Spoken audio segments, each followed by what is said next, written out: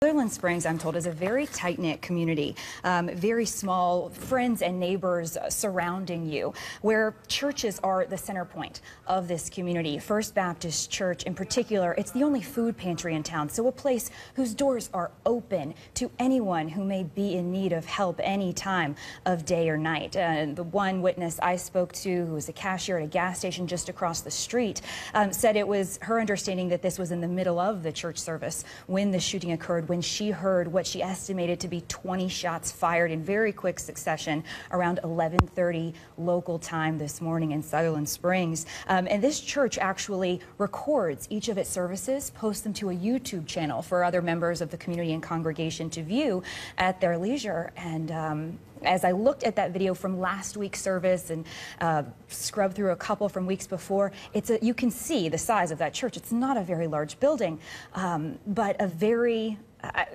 you just see the community feel within it. These people know each other. They are parts of each other's lives. And as we hear that multiple shots were fired and the number of dead or wounded is unclear, it's just hard to wrap your mind around what an experience this was for all those inside who knew and loved each other. And these are live aerial pictures that we're seeing right now. Of course, the centerpiece right now is the church, but you described it earlier that it is in the midst of a residential community, a fairly small, intimate community, but you can see, commerce nearby, as well as, this is a place, a street in which people live.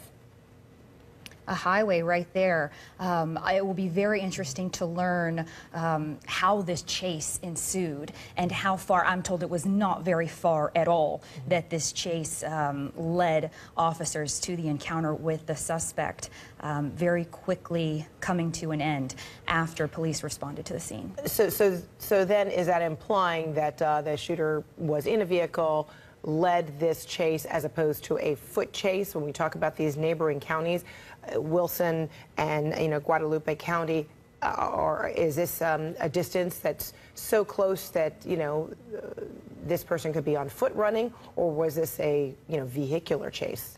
Any way of knowing?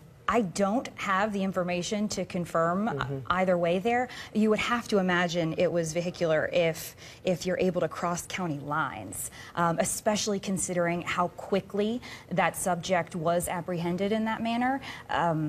Anything on foot would be hard to imagine by the conversations I've had. We understand there have been multiple victims. We have not been given a concrete number.